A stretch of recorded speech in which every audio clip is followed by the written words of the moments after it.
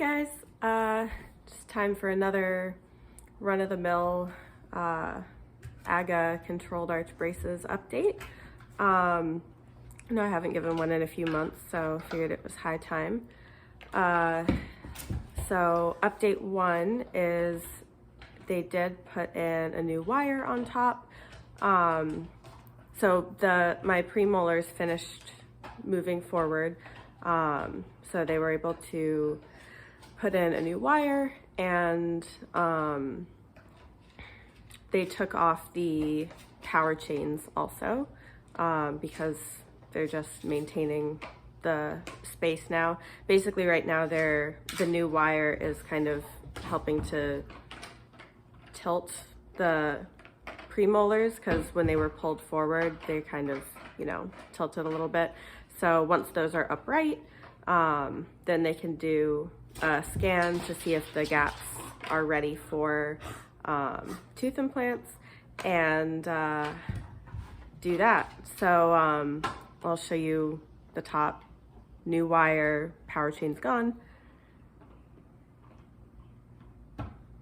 So that's the first update. Second update is they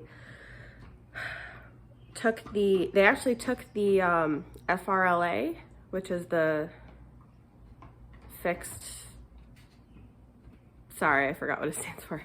Basically, it's the arch wire that I had behind my teeth on the top and on the bottom. They took the bottom one out. I'm not entirely clear on why. I guess it was just time to take it out. Frankly, I don't really think a whole lot has been done with my bottom teeth. So I guess it was just in there to provide a little bit of expansion on the bottom, and it was done doing that. So they took that out and put brackets on the molars that used to have the FRLA band around them. And eventually they're going to put in a thicker wire on the bottom. They tried to do that when they took the FRLA out, but it didn't fit in the brackets. It wasn't like perfect enough yet, whatever. So they'll do that next time.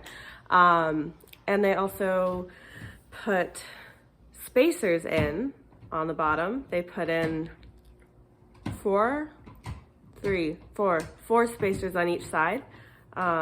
So 8 spacers total. They're just little blue rubber bandy things that they slide in between your teeth. I'll show you that in a second. They explained that was to basically just, this is not the technical term for it, but like unsettle the teeth a little bit, so that to encourage them to erupt more, to close my bite.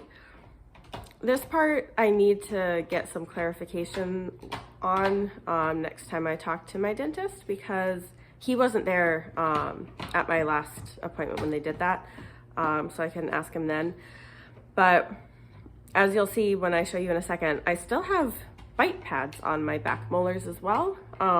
They're pretty much completely worn down on the right, because as I've mentioned before, I've always had this issue where my teeth hit on the right and not on the left. So one big, huge goal of this whole process is getting my bite corrected so that it touches evenly all the way around. So I'm a little bit confused as to why they would want to put in spacers to, encourage teeth to erupt and settle into an equal bite when I have uneven bite pads on my molars still. Like, I still have higher bite pads on the left. They're blue, so you'll be able to see them. I'll just show you right now.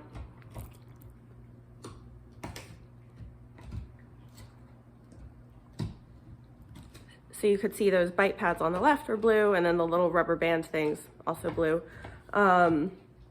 So yeah, I don't quite get that. I'll need to ask him about that next time. I'm trying to trust the process as much as possible, because I have a bad tendency to not trust people and question everything they do, and it makes me an annoying patient. So I'm trying not to do that. But sometimes I'm right and they're wrong. So I'll keep you guys posted on that. Let's see, what else? I think that's probably everything that has changed from last time.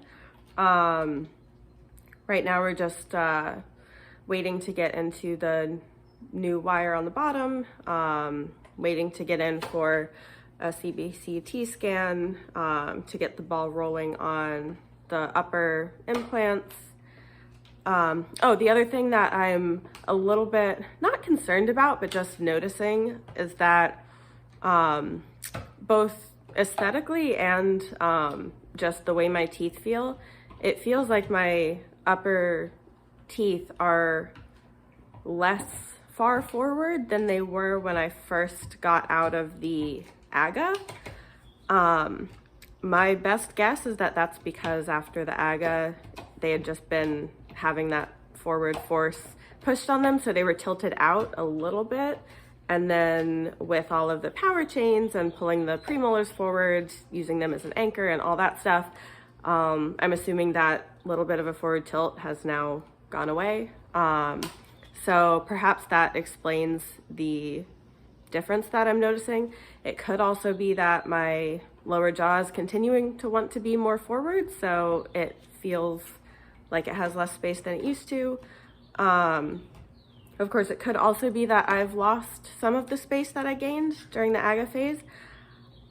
I'm hoping that's not the case. Dr. Suh doesn't seem to think that's the case. And like my gaps haven't gotten noticeably smaller, but of course we're not measuring each time, so you wouldn't be able to really tell small millimeter differences without actually measuring. But in any case, I'm gonna ask him about that at my next appointment as well. So yeah, I think that's it. This has been kind of a longer update than I intended, so sorry about that. Yeah, let me know if you have any questions and I'll keep you guys posted.